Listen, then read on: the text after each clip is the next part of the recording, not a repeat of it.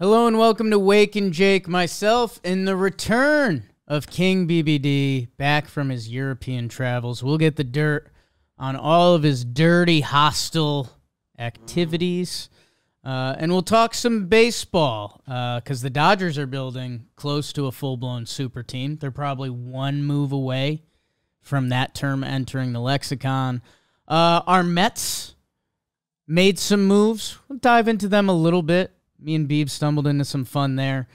And the football regular season concluded. How about that? So let's dive in. We'll do the baseball quick. Teoscar, we'll do it quick. We'll do it timely, or whatever time we want to do it.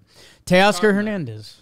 What's that? We're starting there. We're starting there. I don't care. It might be long. It might be short. Buckle up. Teoscar Hernandez signs with the Dodgers. News comes out last night. 1 year.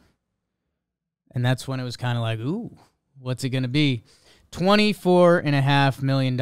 Obviously, the Dodgers deferred some of that money, $8.5 in the future. They just don't care anymore. That's fine. I guess Teoscar doesn't care either. Still gets $15 million during this year. Yeah, which Fangraphs expected him to get 3 years, $15 million, 3 for $45. Usually Fangraphs is a little low. Or are we hitting that point of free agency where, I don't know, I think Fangraphs might be off because people don't know what's going on. I mean, the fact that Teoscar was willing to take a 1-year deal, he's 31 years old. He is coming off a medium year for him, but he is on the wrong side of 30. There are some fun stats for you. He was really bad at Safeco, which was his home field last year. So if you get rid of that, boom, Teoscar Hernandez is back. I mean, the thing that I like, Teoscar Hernandez, he had 2 huge months last year. 900-plus OPS, not OPS plus, a 900-plus OPS, and then a 1 OPS for a month. Like, if I was really getting my R&D on, which maybe I will later for a tweet, you know, how many guys in baseball can 1 dot for a month? It's an interesting question. What would that guess be? You know, you need a certain amount of at-bats, right? You probably need 100 at-bats. Qualifying guy, call it 100. Because, I mean, that's a serious month, right? Yeah, for a full month. As Joe's McFly walks into the office at 12:30. Said he was having gas problems. I bet, buddy. What was the question? Oh, how many guys are capable of 1 month? So, I'll read off his stats, and we'll see. I don't know. And then we'll just yell a number into the ether before we actually research it. So in August, 111 plate appearances, 104 at-bats, 7 home runs, 365, 396, a 1.05 OPS. So, you know, not an on-base guy, so you have some people that can move the number better that way. I mean, to hit 7 homers in a month, you got to have a little bit of pop. We'll actually find a number on that at some point and report it. But the fact that that's the 7th hitter in the Dodgers lineup, or 8th, they're building close to a super team. And I don't know, I've talked myself out of that they're going to get a shortstop. Gavin Lux is back. They believe in Gavin Lux. He was a big prospect, big player. Supposed to kind of go into that. He got hurt. He's back. He can platoon it with Miggy Rojas, who they have for another year. You can have Miggy Rojas play against lefties. Gavin Lux versus righties. That can limit Lux's games, which I was worried about playing a full year at shortstop. And just takes a little pressure off of him. And right now he's listed as their 9-hitter. Gavin Lux, who if he was on the Yankees right now, we'd be talking about him as a potential leadoff option. He's like a hard slot into the 9 right now for the Los Angeles Dodgers. So I'm interested. You probably heard how I was a little too jazzy about super team. I also need to do a super team study. It always comes back to the Philadelphia Eagles team with Mike Vick that thought they were going to be the shit, and they just weren't. And it just seems like sports doesn't work like that. The Dodgers aren't really there yet, and baseball is kind of an outlier because you just need so many players. So if you have so many good players, you got a good shot at it. Anyone wins on any given day. Snakes, talked myself out of that. Baseball. Mookie, Shohei, Freddie, Will Smith, Muncy, Outman, Teoscar, Hayward, Lux, with a bench of Miggy Rowe, Chris Taylor, and Manny Margot. Margot, pretty big verse lefty guy. Chris Taylor will be back to his util, do everything role. Miggy Rowe, we talked about that. I don't know. I thought they were going to make the Willy Adames nuclear move. I currently don't think that. I'm starting to think the price for Corbin Burns is through the roof, and so may the price for Willie, that the Brew Crew is probably going to ride it out for half a season and wait to the deadline. I don't see any of them losing immense value unless they get hurt. Scary for the Brewers after what just happened to Brandon Woodruff a little bit. But, and maybe I'm wrong on that. I'm still just guesstimating. But I think if you're the Dodgers, you run this lineup out. They're like, if Gavin Lux is who Gavin Lux was showing you he was, let me get the stats out for you. 2022, he was 24 years old, 129 games, 276, 346, a 745 OPS. So if he's that guy and he's playing good defense out there, you're fine, and you don't need to trade away for Willy Adames. Still might need some pitching there. That's where, at the end of today's Talking Baseball, we played Guess That Snell. Guess That Snell team. I threw out Dodgers just because, I don't know, I'm not really seeing the Blake Snell landing spot, and they still need innings. As much as I love Tyler Glasnow, and this could be the big year we've all been waiting for. We know his inning deal.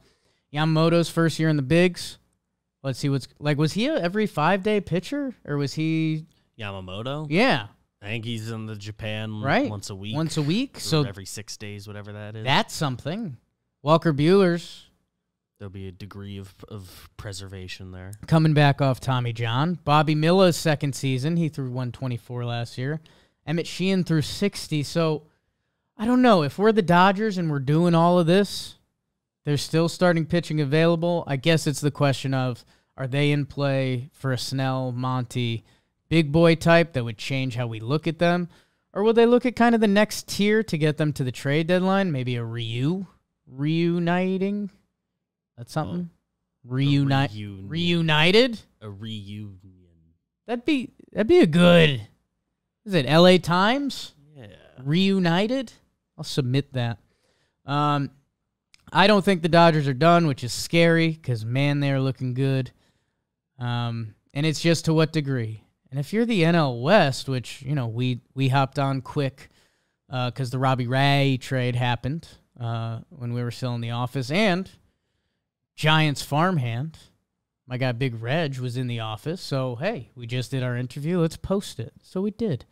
God, like Diamondbacks, you have to be excited for next year. You just went to the World Series and you made some ads, and your youth should be getting some better. You know what my voice almost just went to? BBD, I don't know if you've seen this yet. You know, you were in Europe while it was blowing up my timeline. Have you seen Nanaland? I've been posting it to my stories. It's a cartoon, or it's a puppet TV show. It's had a big revival on TikTok. Zach and Cass are into it, obviously. It's just these puppets that are ridiculous. Okay. Like, it's two middle-aged guys playing a little girl, her grandma, and a dog. And the hijinks just get me. So, go check that out on my Insta or TikTok, I suppose. If you're the Padres, I still don't fully know what we're about. We traded away Juan Soto. We signed two of the bigger international relievers. Let's see what's up with that. Trying to replace Josh Hader. Right now, their rotation is Musgrove, Darvish, King, Vasquez, Avila. And the second half of their lineup is still really thin. So, I don't know if Dodgers seem like they're going to walk away with the NL West again. Let's see if the Giants can get that good giant funk going. Snakes, rings in the desert, you know that.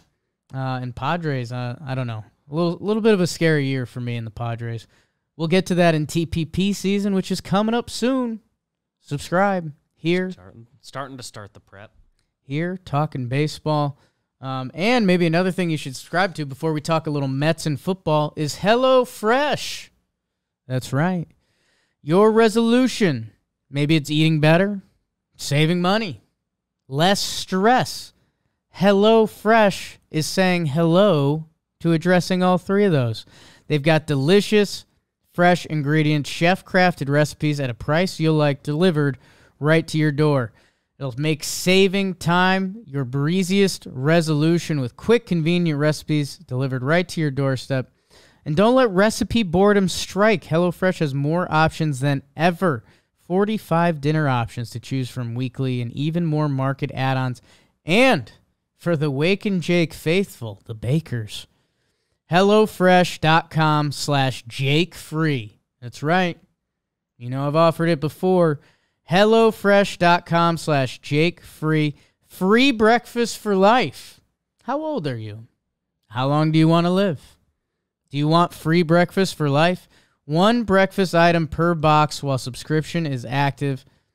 So HelloFresh.com/JakeFree. Start using America's #1 meal kit today.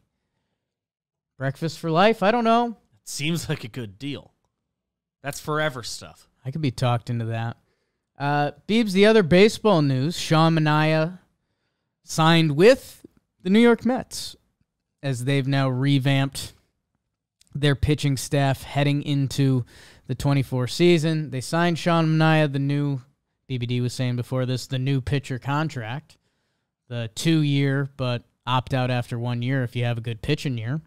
Really like that for the pitchers. And if you're a guy who is a guy, but prove it type deal, that's kind of the new prove it structure. And if you're, I don't know, I guess if teams are getting a Manaea, Giolito, that they're willing, even if they have a bad year and don't want to opt out, that price tag will still be worth it another year, which, again, shows to go the value of major league innings. Your Mets rotation as of tomorrow, Senga, was great last year. Sure. Jose Quintana, 13 starts, a 3.57. Didn't realize he snuck 13 in there. Coming off injury, sure. Luis Severino, 18 starts to the tune of a 6.65 as he tries to rehab his value with the Mets. Stuff was there. Velo was there. We'll see what else is going on. Sean Manaea, who you can butter knife his stats. I think it's after May that he was pretty good. Been around for a while. Was never a baseball savant guy, but I think he's tapped into a couple things that teams might like. And Adrian Hauser, Senor Puke, one of the most viral breakdowns ever. He suits it up in Queens. So there's your 5, which on paper has video game vibes. Has like, how'd this rotation happen? But we're here. And hey, if all of those guys stay healthy and throw 150 or so, would be an interesting season for the Mets. A lot of these guys have risk. Quintana's 35, coming off of injury. Severino, injuries and performance last year. Manaea, just the innings were limited. He kind of got moved to the bullpen, and the Giants were doing a lot of funky stuff. Just been a couple years since he's been that guy. There was a time when he was like one of the top, you should trade for this guy, guys. Fun A's Manaea. Those fun A's for a little bit. The Mets also, deserves to be said, Edwin Diaz is back for them next year, which is exciting for them. He's a valuable piece to their roster. I know they want to add more to the bullpen. They currently have some options. Can they tap into Jorge Lopez? Drew Smith was good for them. Brooks Riley can be a good lefty. I know Mets fans were kind of clamoring. We have, resident Mets fan, Charlie Olive, looking for bullpen help. They think if they can get that, because you have David Peterson, who can start or relieve for them next year. They also had Joey Lucchesi and Tyler McGill, who Lucchesi was good last year. McGill threw 126, big sweat. The question was kind of, are the Mets done? They might be. I agree with Mets fans. I think you'd really love another bullpen option that you could stare down and be like, hey, they're going to be a guy for us. Especially with Diaz back. Like, if you have a true 8-9, that's a really good feeling as a baseball team, which is something they didn't really have last year. And lineup-wise, Nimmo, the most casual 24-homer, 363 on-base percentage from a leadoff center fielder you'll see. First year of a big contract. He's 30. I guess he'll be 31 next year. Yeah. Sure. Jeff McNeil's Jeff McNeil. Feel feels like, I don't know, the numbers fluctuate between an area. Is he an every other year guy? I believe so. Or did Let's last year see. kind of break that? I mean, last year was fine. It's just he has more. I mean, 2022 he won the batting title. 2020 good. Yeah, so 2021 was down. So he's been every other the past couple years, although his first 3 were all really good. I don't know. I only take so much stock into that. I think Jeff McNeil provides the same effect. Might need some winning and better team around him. Jeff McNeil's fine. Francisco Lindor, 30-30 last year. Pretty good. 31-31. Yeah, right. Pete Alonso, 46 home runs, contract year. Starling Marte, down year last year. DJ Stewart kind of earned a job late in the season, which was fun. Francisco Alvarez, who, oh my God, he hit 25 homers last year. 22-year-old catcher. 209 batting average, but I don't know. If you're looking for fantasy stuff, which I had a shower conversation with my thought yesterday. This morning, I talked to myself this morning in the shower about doing fantasy baseball stuff because although I'm not as passionate about fantasy baseball, I still like the value in draft and go get this guy. So we might do something along those lines. My guy Ryan Russillo, who you guys know I like, he still has a baseball nerd side he can't left out. At the end of one of his podcasts last year, he just did a 45-minute recording of him in a random ESPN League fantasy baseball draft. So I don't know if I want to do that. We'll copy and paste. Maybe I'll invite him. Maybe that'll be my nervous whatever. Is this thing out? What is this? I definitely still toss it around in some text because it's funny. For the YouTube only, I don't know. The kids did a pointer finger thing at each other. Shy kind of shy, stuff. flirty or something.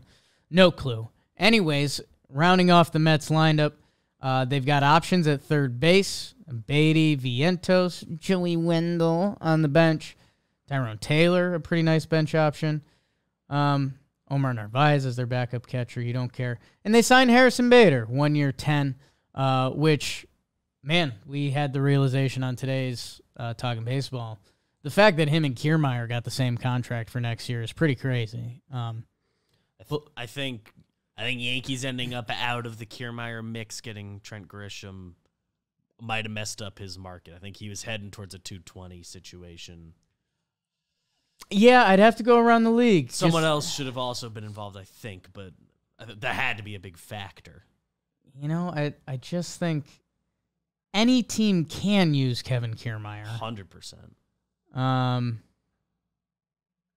But yeah, I don't know. Bader and Kiermaier getting the same contract. That's after what they did last season. I don't know. I mean, both guys get truly paid to cover ground. Anything you get hitting-wise is a bonus. Bader in his camp is probably last year's a little bit of an aberration on the bad side, and he should be better hitting-wise. Kiermaier has probably played a little above his skis, but I don't know. He's also veteran and lefty, which helps out a lot. Anyways, the Mets slot in Bader. Worst case, if he catches fly balls for you, the contract's not awful. He hits lefties. So with that gets you there. And maybe they can tap into something righty. Or there's an adjustment he can make. Always seemed very streaky in brief terms. Spurts with the Yankees. I feel like he's had some years where those splits were a little flit, and it was weird that he didn't hit lefties better. He's a guy that's I feel had different compositions to his offensive game year over year. I just don't know what to do with him. Yeah, I don't want to say this in a root. Hitting's not his strength. He's an incredible defender. Glove first. He's a very good runner. That I don't know. I always kind of like that just because if you're a hitter, that kind of allows you to do whatever you want at the plate. So I feel like Bader's probably had bouts where he's like, I'll just swing as hard as I can, and if I run into some homers, that works.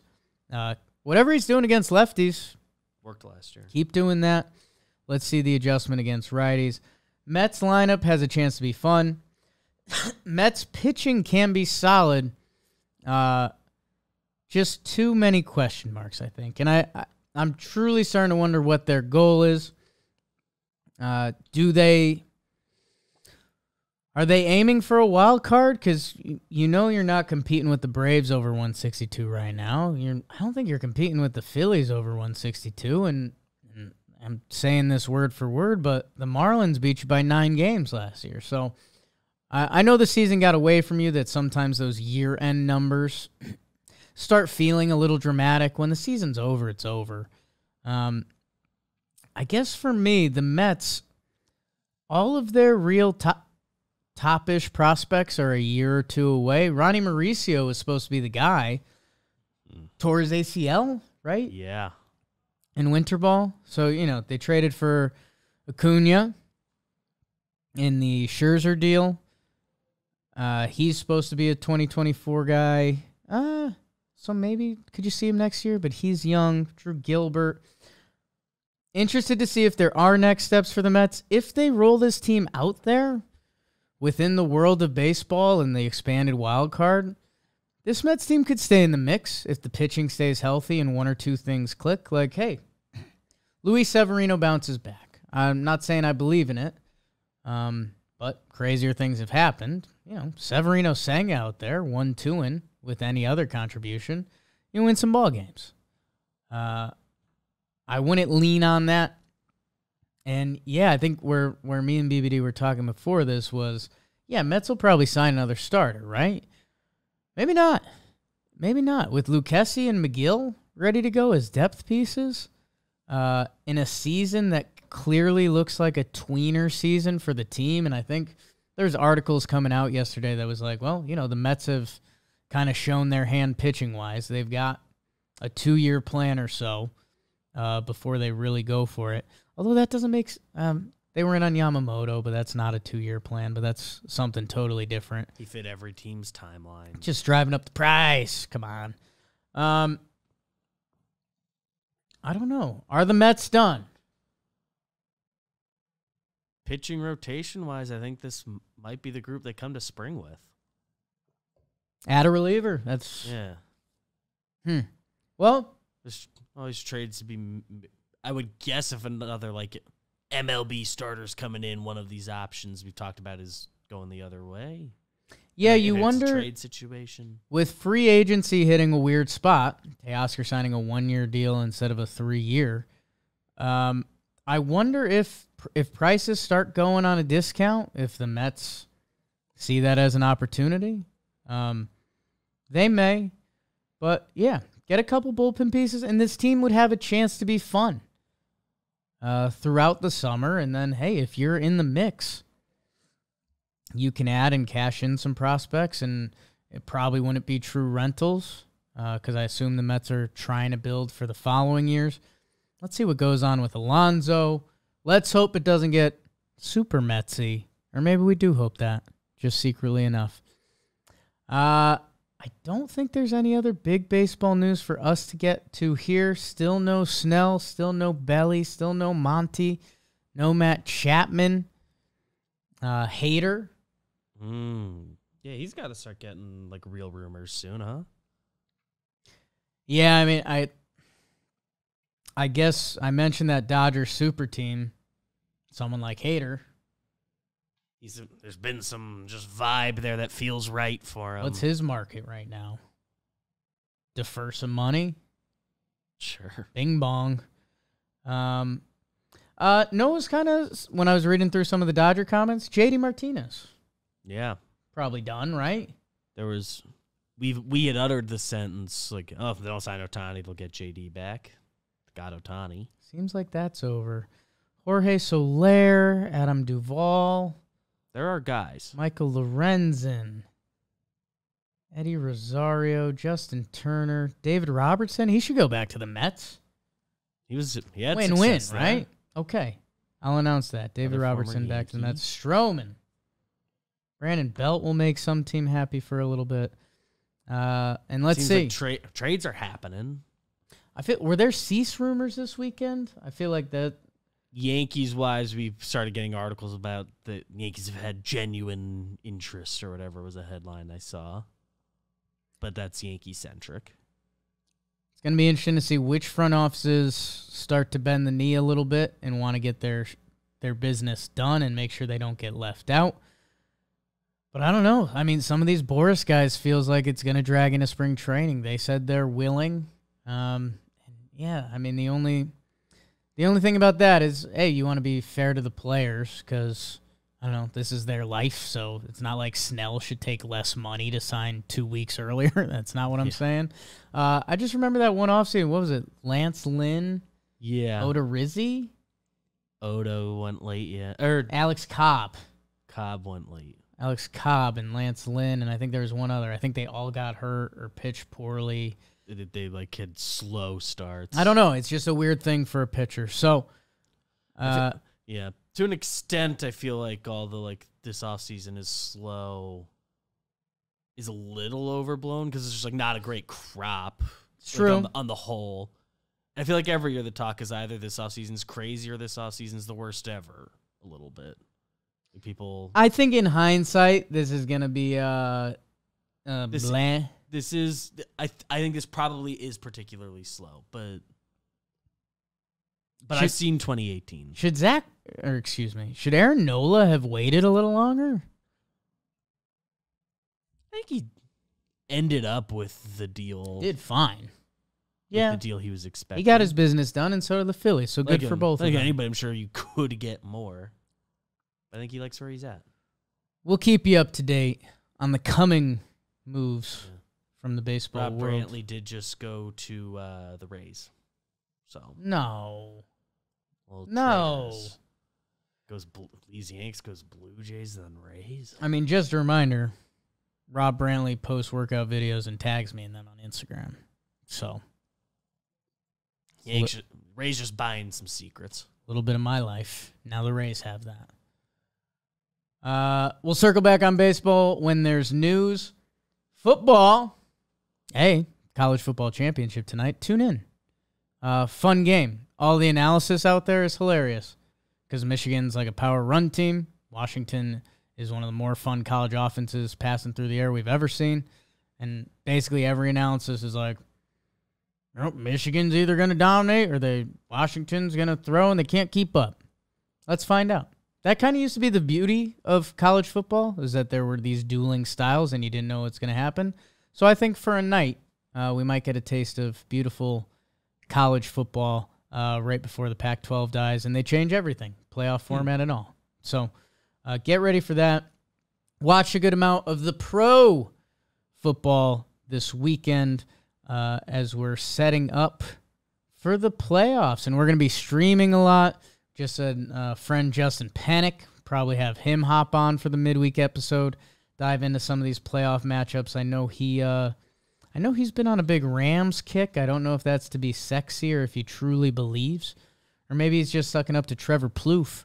But the games that ended up mattering this weekend, Steelers take care of business kind of against the Ravens. Ugly rain game. I think if they lost, they had a 14% chance of making the playoffs. If they won, it was 60-something. They won. Their running game was really strong in a rainy day. Baltimore is playing Tyler Huntley, Pro Bowler Tyler Huntley. So, I mean, do with that what you want. Here's what I'll tell you. With Kenny Pickett not being good and being hurt, the Pittsburgh Steelers still went 10-7 again. In a division that was all above 500.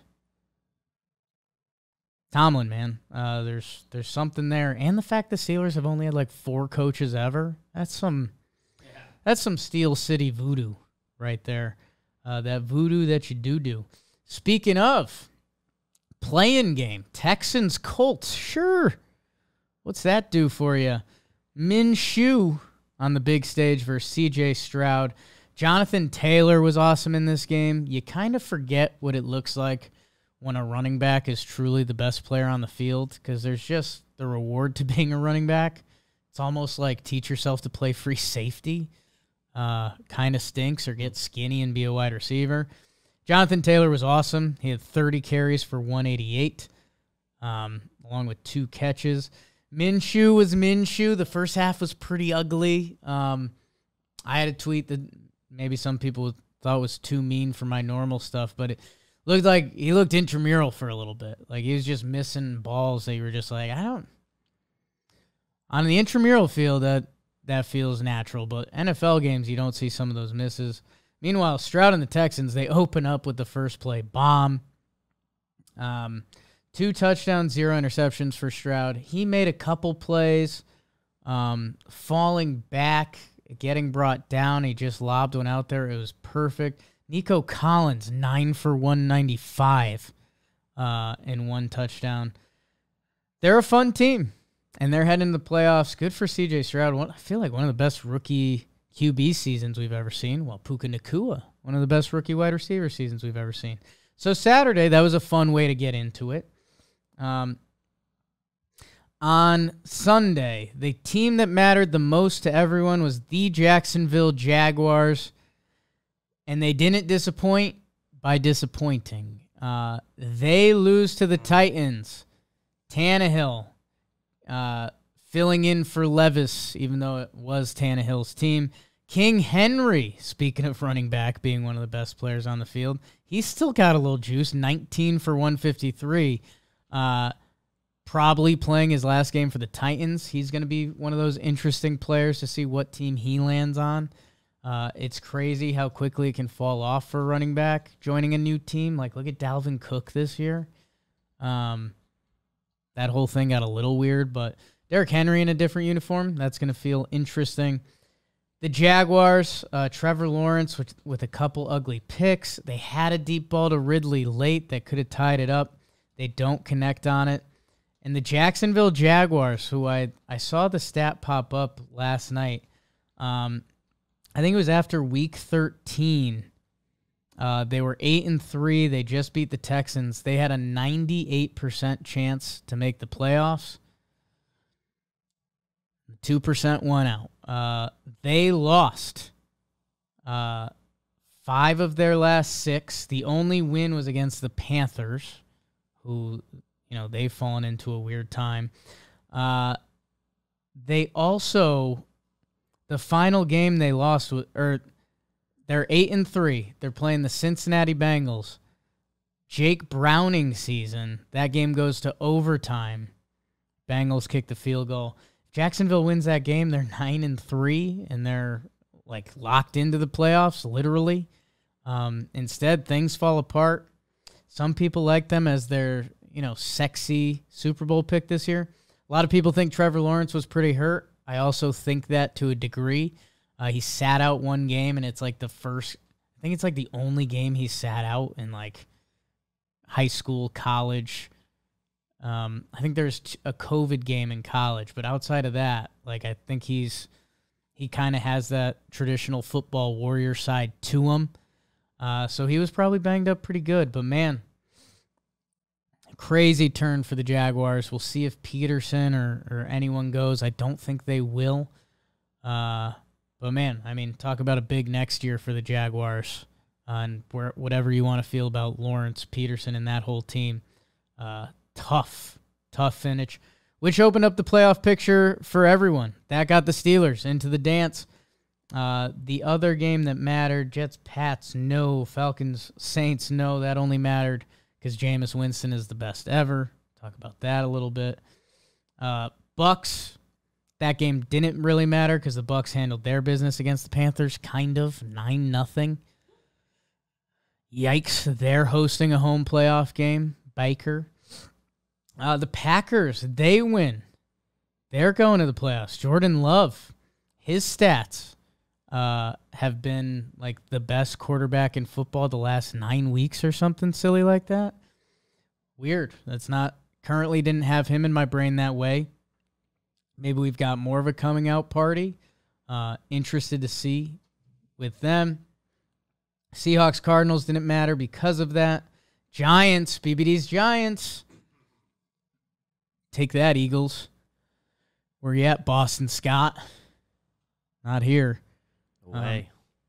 Chiefs, Chargers, no. Rams, Niners, no. Cowboys, Commanders, no. It teed up Bills, Dolphins in Miami. Winner wins the division and gets a home game. Loser will be going to the wild card. Ugly game. Josh Allen with the turnovers and the play before the half where he throws it short of the end zone. Clock runs out. Essentially 4 turnovers.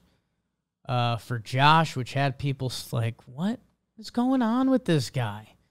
Like, the turnovers have become so extreme that it's outweighing the passing and more so the running with him, man. Because when they need a play, Josh Allen's running it, and you saw it, that third down where he got an extra 5 yards just out of nowhere, just nobody's business. There's 3 Dolphins there, and I'm not ready to go down yet. I'm going to continue to go. Dolphins come back down 14-7.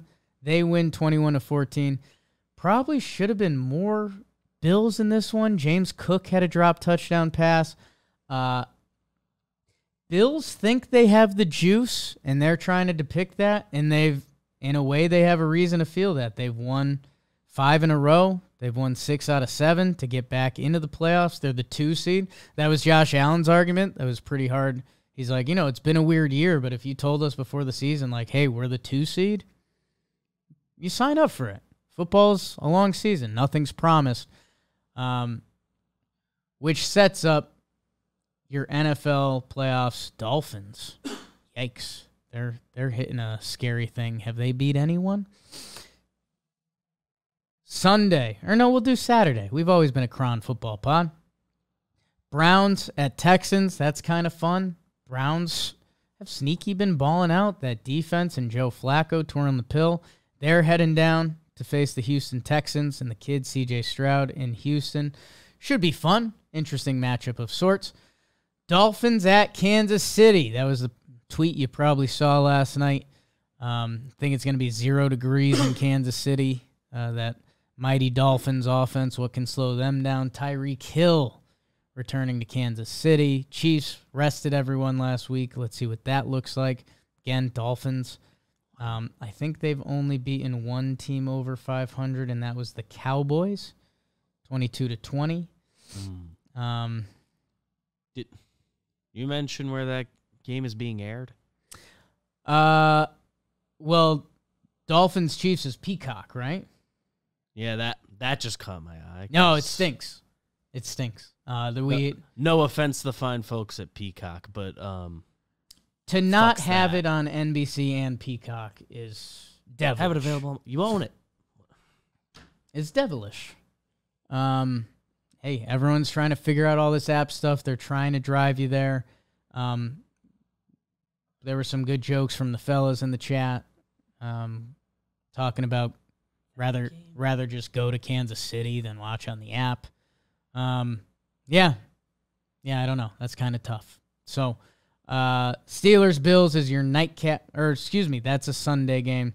So Sunday slate, Packers Cowboys, America's game. We are back. Fire me up. Man, Jordan Love, that's probably going to be a sneaky pick for a lot of people this week. The Packers are playing a different brand of football in a dome against them Cowboys. People always want to see the Cowboys fall on their face just a little bit. Steelers Buffalo is the 1 p.m., so I did get out of order there. That might become a sexy pick, because if the Dolphins can turn you over 4 times, what can the Steelers do to you as the Bills? I'm circling that one a little bit. Probably a nice return on the DraftKings. Oh, yeah. You can probably flip that. And while we're mentioning DraftKings, Trevor Plouffe won the Against the Spread League. Sound like anything you know? I win the first one. Trev wins the second one. Blitzball MVP. Congrats to Trev. Love the Against the Spread League. Make sure you guys go download DraftKings. I'm not saying the Steelers will win, but I don't know. There's something there. A lot of turnovers. Mike Tomlin finds a way. McDermott and Allen seem to make mistakes, but Allen can kind of bail himself out of anything in a way. And your last game of the day, how about the Rams-Lions? Stafford returns. Goff, Stafford. The head coaches here are fun. McVay and Campbell, different approaches. The Rams are on the up and up. Detroit has been up with some teeters, but that's going to be a ton of fun. So opening playoff weekend, Monday night, Eagles at Bucks. So the Eagles, as they slump into the playoffs, they kind of get the Bucks at home. That ain't a bad draw. But that, I don't know. That feels like it's going to be ugly, however that game winds down. Hurts and Mayfield, Sooners. that's what we've got for now. Hope you guys enjoyed the weekend. Maybe we get some big sports news in the next couple days. Otherwise, we'll guide you through some playoffs and maybe something silly baseball. That's kind of life. Subscribe.